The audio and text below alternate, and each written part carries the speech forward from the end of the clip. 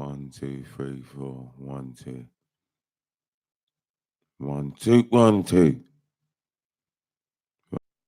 Basically, yeah, what I want to say is that the NHS, social services,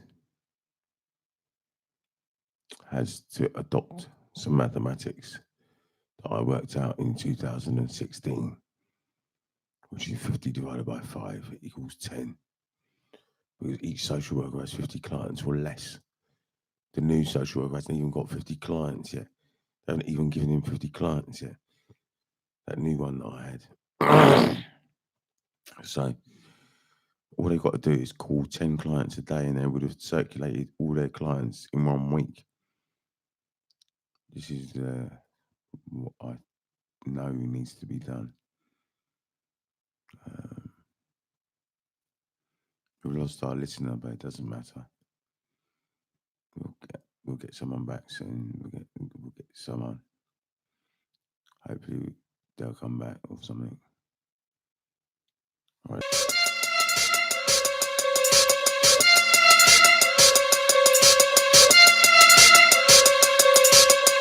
One, two. Microphone check.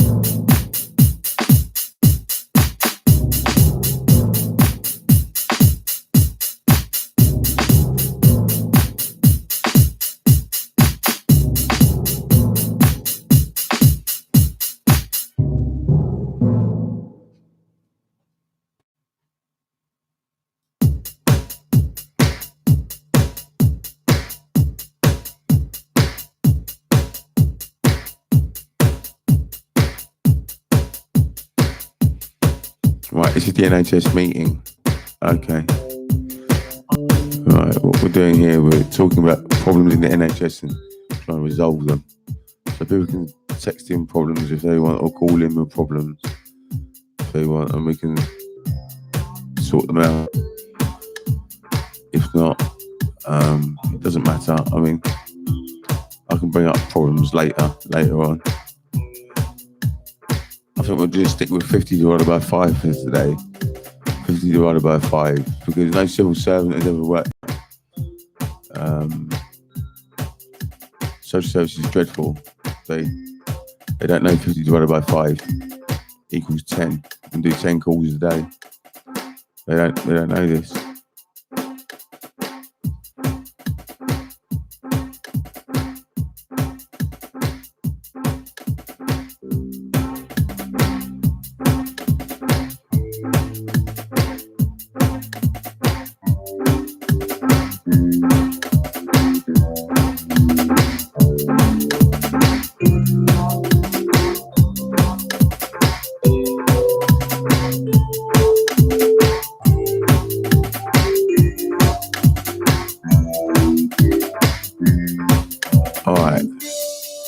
I know what I'm going to do. I'm going to bring a little bit of meditation vibe.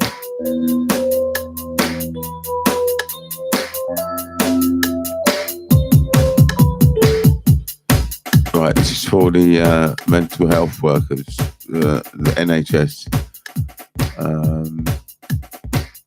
Basically, let me just stop this. And then we'll go into here. We'll play this.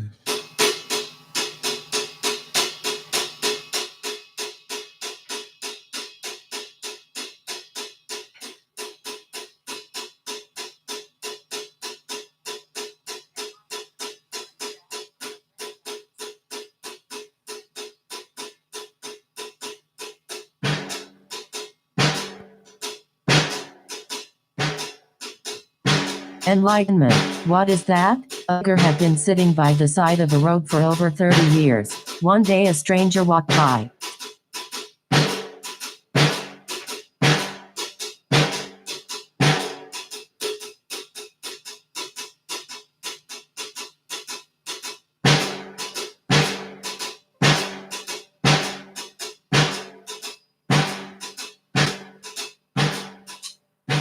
Enlightenment. What is that? A beggar had been sitting by the side of a road for over 30 years.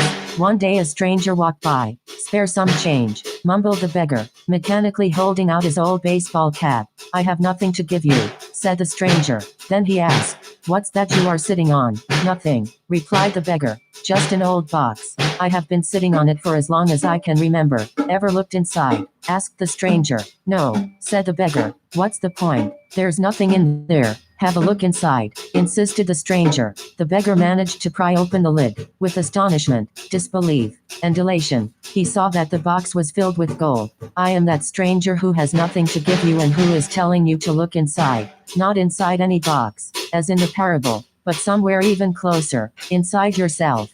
But I am not a beggar, I can hear you say. Those who have not found their true wealth, which is the radiant joy of being in the deep, unshackable peace that comes with it, are beggars. Even if they have great material wealth, they are looking outside for scraps of pleasure or fulfillment, for validation, security, or love, while they have a treasure within that not only includes all those things but is infinitely greater than anything the world can offer. The word enlightenment conjures up the idea of some superhuman accomplishment, and the ego likes to keep it that way, but it is simply your natural state of felt oneness with being. It is a state of connectedness with something immeasurable and indestructible, something that, almost paradoxically, is essentially you and yet is much greater than you. It is finding your true nature beyond name and form. The inability to feel this connectedness gives rise to the illusion of separation, from yourself and from the world around you. You then perceive yourself, consciously or unconsciously, as an isolated fragment. Fear arises, and conflict within and without becomes the norm. I love the Buddha's simple definition of enlightenment as the end of suffering. There is nothing superhuman in that, is there? Of course. As a definition, it is incomplete.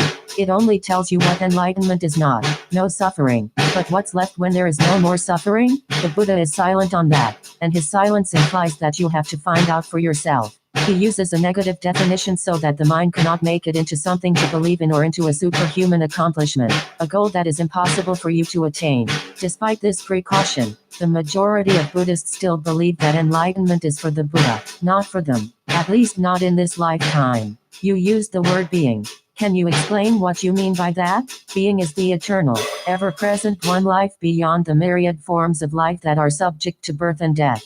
However, being is not only beyond but also deep within every form as its innermost invisible and indestructible essence. This means that it is accessible to you now as your own deepest self, your true nature. But don't seek to grasp it with your mind. Don't try to understand it. You can know it only when the mind is still, when you are present, when your attention is fully and intensely in the now. Being can be felt, but it can never be understood mentally. To regain awareness of being and to abide in that state of feeling realization is enlightenment.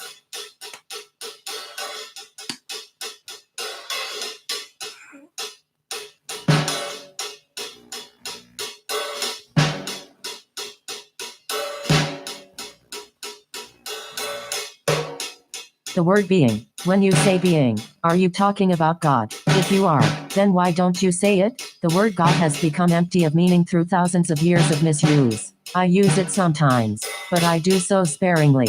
By misuse, I mean that people who have never even glimpsed the realm of the sacred, the infinite vastness behind that word, use it with great conviction, as if they knew what they are talking about, or they argue against it, as if they knew what it is that they are denying. This misuse gives rise to absurd beliefs, assertions, and egoic delusions, such as my or our God is the only true God, and your God is false, or Nietzsche's famous statement God is dead. The word God has become a closed concept. The moment the word is uttered, a mental image is created, no longer, perhaps, of an old man with a white beard, but still a mental representation of someone or something outside you, and, yes, almost inevitably a male someone or something.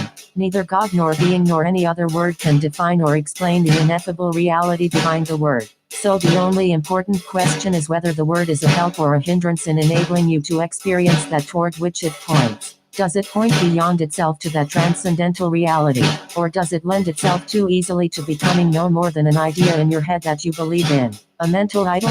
The word being explains nothing, but nor does God. Being, however, has the advantage that it is an open concept. It does not reduce the infinite invisible to a finite entity. It is impossible to form a mental image of it. Nobody can claim exclusive possession of being. It is your very essence, and it is immediately accessible to you as the feeling of your own presence, the realization I am that is prior to I am this or I am that.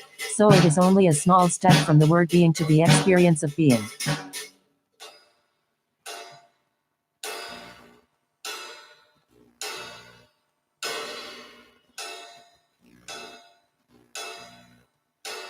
Identification of the obstacle. What is the greatest obstacle to experiencing this reality? Identification with your mind, which causes thought to become compulsive. Not to be able to stop thinking is a dreadful affliction, but we don't realize this because almost everybody is suffering from it, so it is considered normal. This incessant mental noise prevents you from finding that realm of inner stillness that is inseparable from being.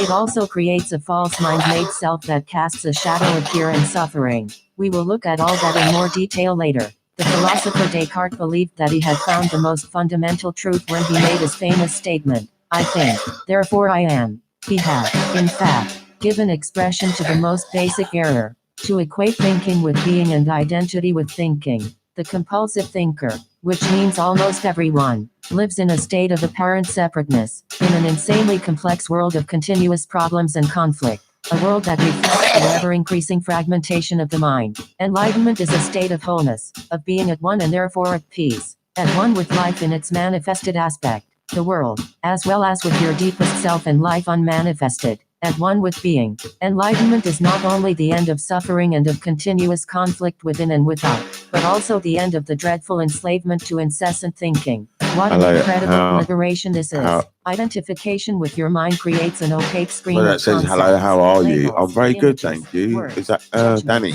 and All right, I definitions see. that blocks Danny all true Watts, is that? relationship. It He's still comes there. between you and I don't know if I yourself, got you in time. between you and your fellow man and woman, between you and nature, between I'm you very and good, God. thanks. It is this screen of thought that creates the illusion of separateness, the illusion that there is you and a totally separate other. You then forget the essential fact that, underneath the level of physical appearances How are you, and separate Danny? forms, you are one with all that is. By forget, I mean that you can no longer feel this oneness as self-evident reality. You may believe it to be true, but you no longer know it to be true.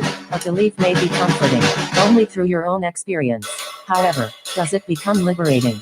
Thinking has become a disease. Disease happens when things get out of balance. For example, there is nothing wrong with cells dividing and multiplying in the body, but when this process continues in disregard of the total organism, cells proliferate and we have disease. The mind is a superb instrument if used rightly. Used wrongly, however, it becomes very destructive. To put it more accurately, it is not so much that you use your mind wrongly. You usually don't use it at all. It uses you. This is the disease. You believe that you are your mind. This is the delusion.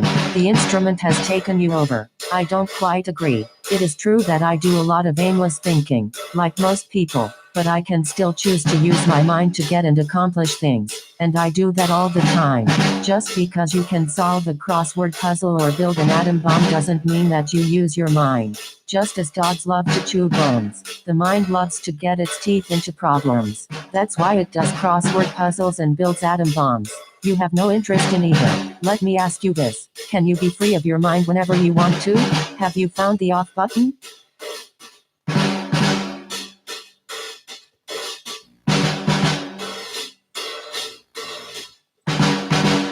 Realization. You mean stop thinking altogether? No, I can. Except maybe for a moment or two. Then the mind is using you. You are unconsciously identified with it, so you don't even know that you are its slave. It's almost as if you were possessed without knowing it, and so you take the possessing entity to be yourself. The beginning of freedom is the realization that you are not the possessing entity, the thinker. Knowing this enables you to observe the entity. The moment you start watching the thinker, a higher level of consciousness becomes activated. You then begin to realize that there is a vast realm of intelligence beyond thought. That thought is only a tiny aspect of that intelligence. You also realize that all the things that truly matter, beauty, love, creativity, joy, inner peace, arise from beyond the mind. You begin to awaken.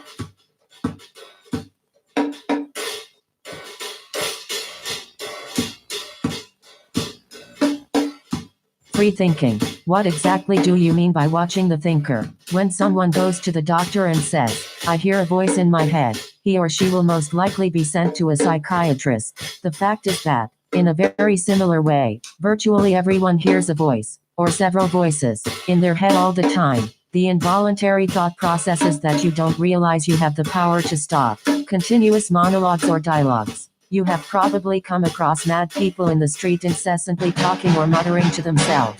Well, that's not much different from what you and all other normal people do, except that you don't do it out loud. The voice comments, speculates, judges, compares, complains, likes, dislikes, and so on. The voice isn't necessarily relevant to the situation you find yourself in at the time. It may be reviving the recent or distant past or rehearsing or imagining possible future situations. Here it often imagines things going wrong and negative outcomes. This is called worry. Sometimes this soundtrack is accompanied by visual images or mental movies. Even if the voice is relevant to the situation at hand, it will interpret it in terms of the past. This is because the voice belongs to your conditioned mind, which is the result of all your past history as well as of the collective cultural mindset you inherited.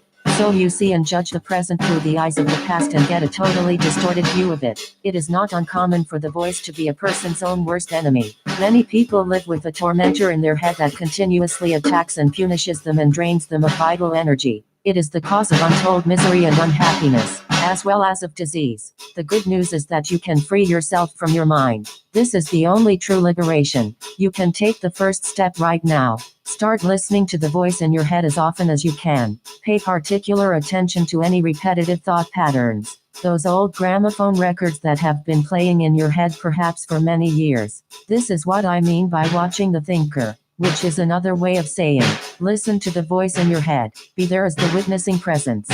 When you listen to that voice, listen to it impartially. That is to say, do not judge. Do not judge or condemn what you hear. For doing so would mean that the same voice has come in again through the back door. You'll soon realize, there is the voice, and here I am listening to it, watching it. This I am realization, this sense of your own presence, is not a thought. It arises from beyond the mind.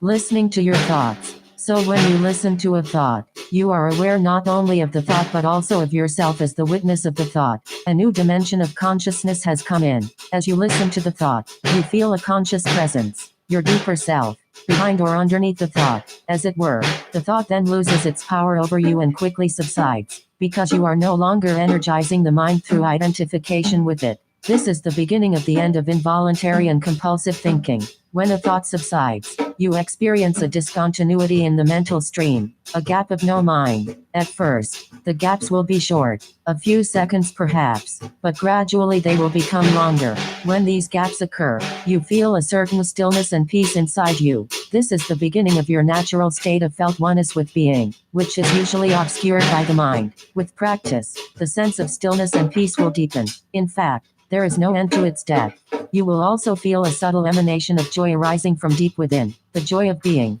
It is not a trance-like state. Not at all. There is no loss of consciousness here. The opposite is the case. If the price of peace were a lowering of your consciousness, and the price of stillness a lack of vitality and alertness, then they would not be worth having. In this state of interconnectedness, you are much more alert, more awake than in the mind-identified state. You are fully present. It also raises the vibrational frequency of the energy field that gives life to the physical body. As you go more deeply into this realm of no mind, as it is sometimes called in the East, you realize the state of pure consciousness. In that state, you feel your own presence with such intensity and such joy that all thinking, all emotions, your physical body, as well as the whole external world become relatively insignificant in comparison to it. And yet this is not a selfish but a selfless state. It takes you beyond what you previously thought of as yourself. That presence is essentially you and at the same time inconceivably greater than you. What I am trying to convey here may sound paradoxical or even contradictory, but there is no other way that I can express it. Right, what we're going to do now, I think we're going to try and put on some Reinforced, because I just checked out some Reinforced. It was really good music. It was really good music. I thought it really impressed me. So what I'm going to put in here top corner. This is Reinforced Records, it's not me.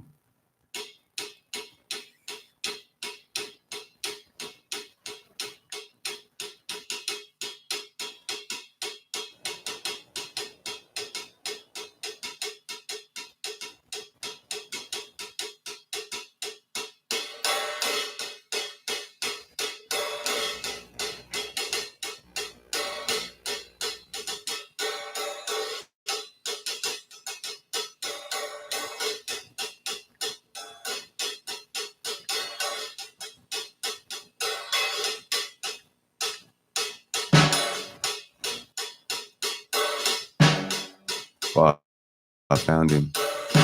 But I subscribed to him. Right, okay. Right, let's just play this.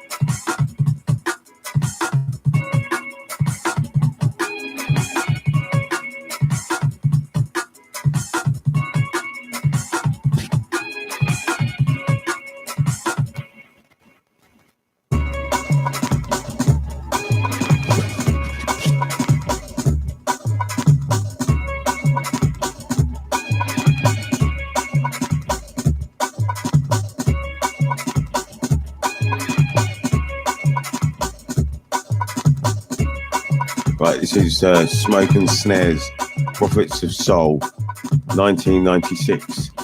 This was done in 1996, actually. It's had 28 views.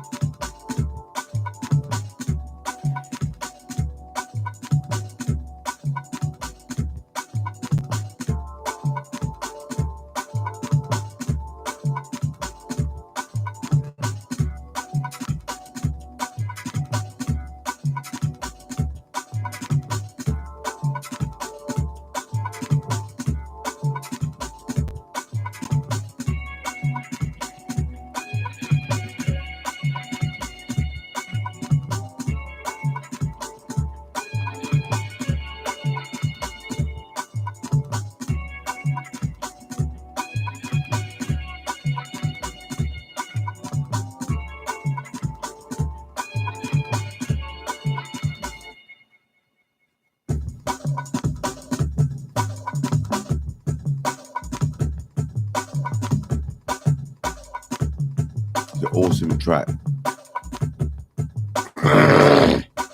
Out of the Dulwich Hill Reinforced Studio.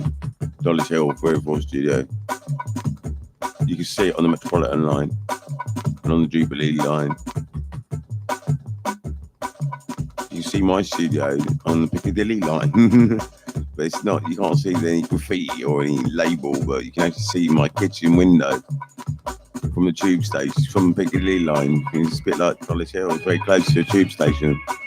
Mine's very close to South Harrow tube station. If you can get to South Harrow tube station, you might be able to get in the studio. It depends on your mentality. Depends how conscious you are. I have to meet you in the cab first. But that was Smoke and Snares, Prophets of Soul, 1996.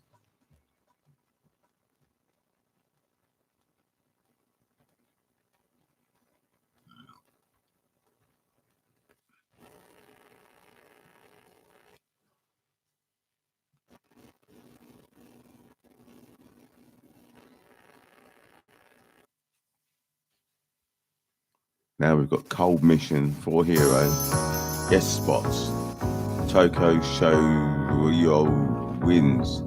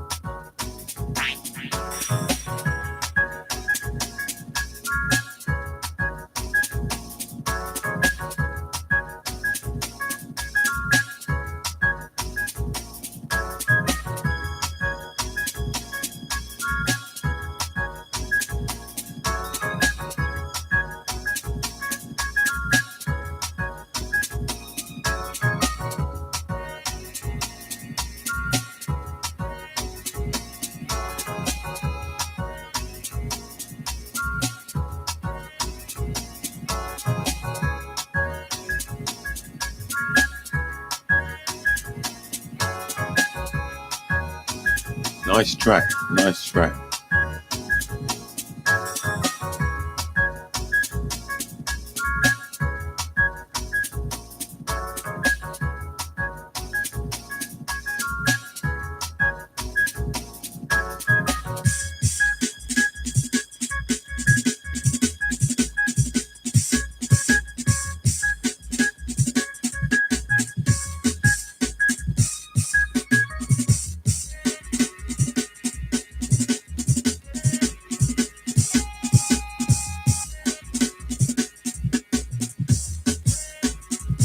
This isn't East Side music, this is reinforced music. It's from Dulwich Hill. Seems like they're on a beach most of the time. I don't know if they go out there, but all their dancers for the videos, they're all on the beach. And it's not a British beach, is it? It can't be. I don't know. I mean, what time of year would that be on a British beach?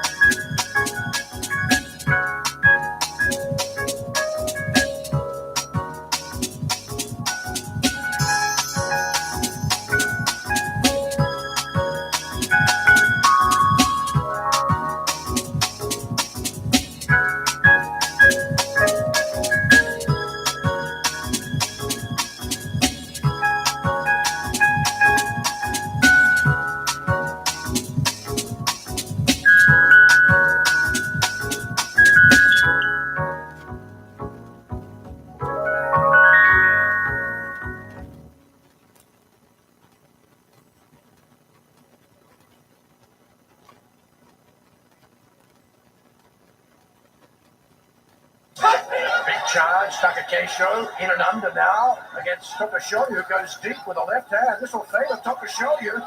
Takakesho is not a Mawashi man. Tokushoryu is thrown around the edge by Takakesho. Oh! Down goes Takakesho. He wins Tokushoryu it! wins.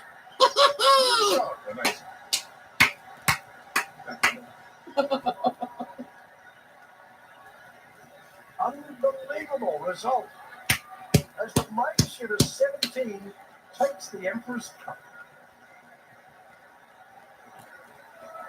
Well, great move. Well, he wasn't showing emotion before. He is now, and understandably so. He's quite mad, this. 98 years ago, the last time someone from Nara won the Yusho. Wow. And he's the first man from Kisebeya to take the top division title. It's Tokushoryu.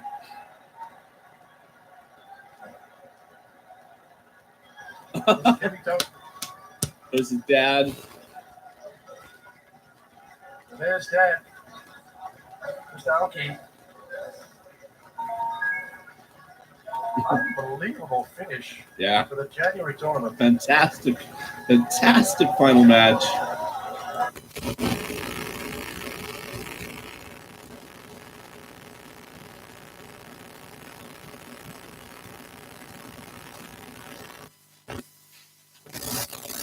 For Hero, people always criticise us.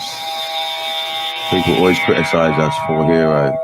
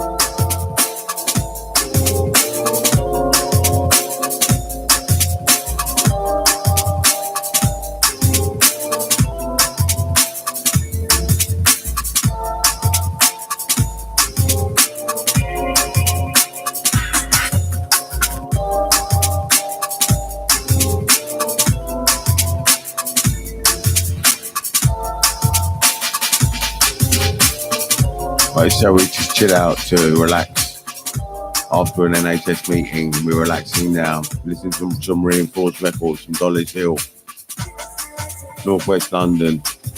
Northwest London runs the music scene, definitely. East side from reinforced. We're united together.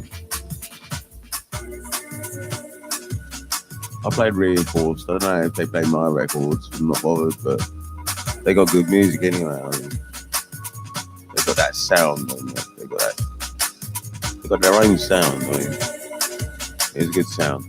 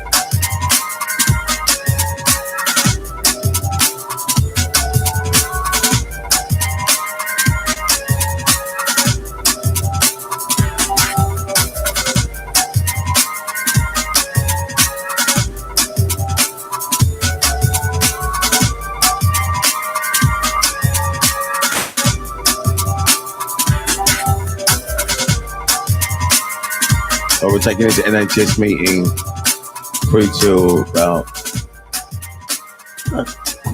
quarter to 6. We'll come off there about quarter to 10 to about quarter to 10 to maybe 22. I don't know. We'll see. It's time now. It's past now. Maybe we can come off soon. We've done well. Might as well stay on for a bit, I suppose.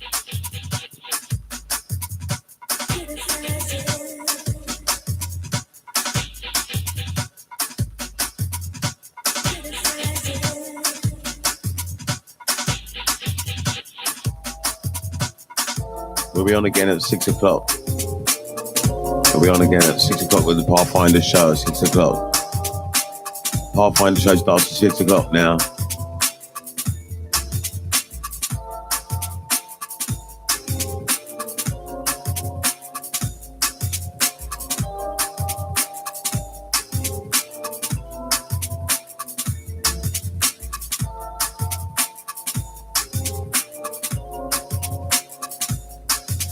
Four Hero people always criticise us. I think Four Hero are tough, man. They are tough. Four Hero, I don't know. I'm surprised that people aren't staying tuned into this. So they come on, but they don't stay on to reinforce them.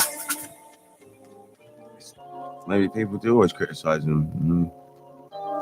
I love their sound. I think they're made just for me, really. You know.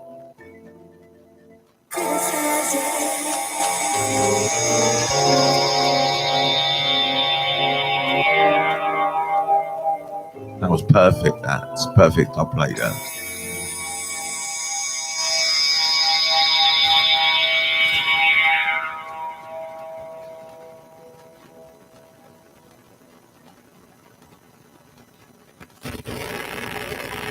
Tech 9 slowed down.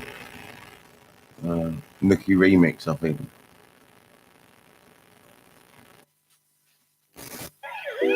Tech 9 slowed down Nookie remix.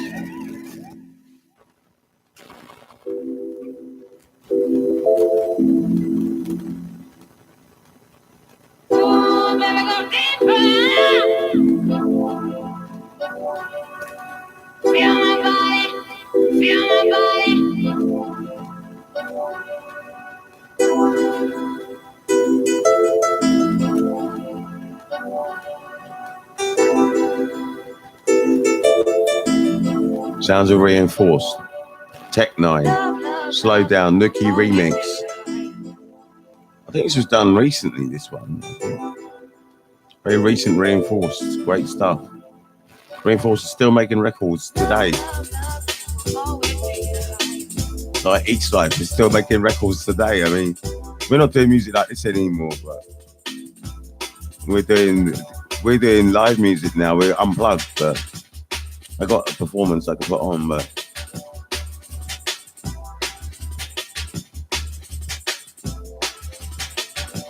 I've got today's work.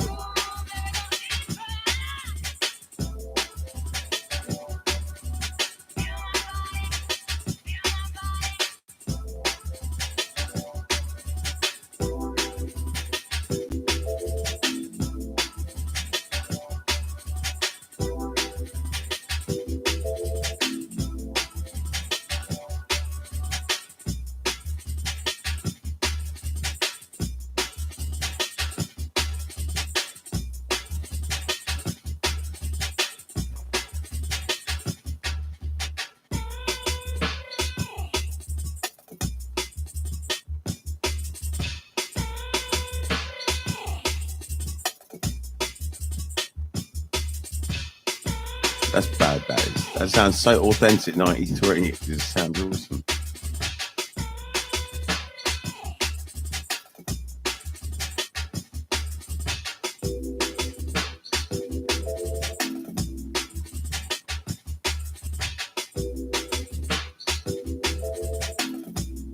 I still think this is 160 though. It sounds like it's 160 to me.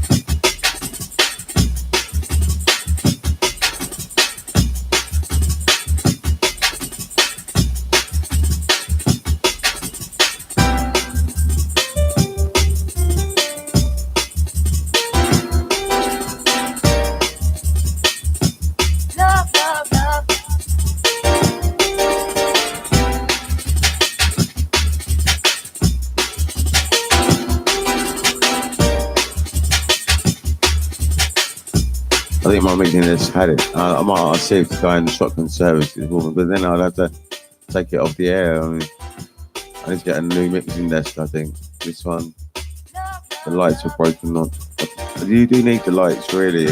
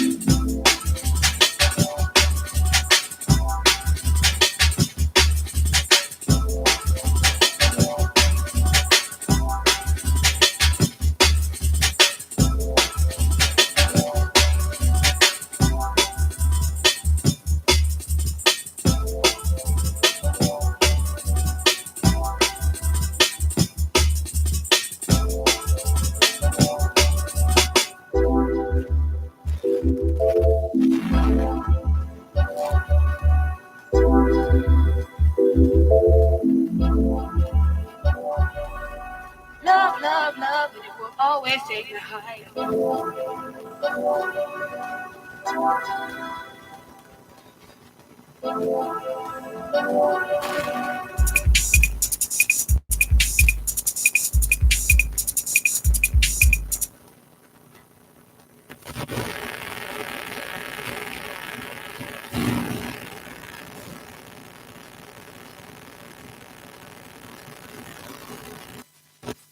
Right, this is Manic's Lifetime. Lifetime Manic's. 123 views.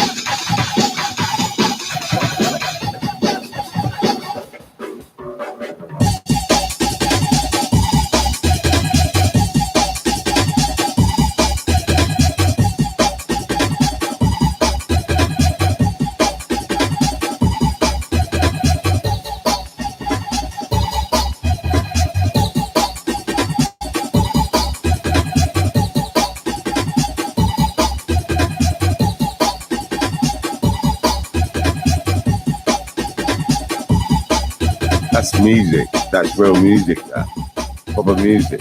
Nice. Proper. Very good. Very impressed by Reinforce. Mannix. Lifetime. Right, we're going to end that there.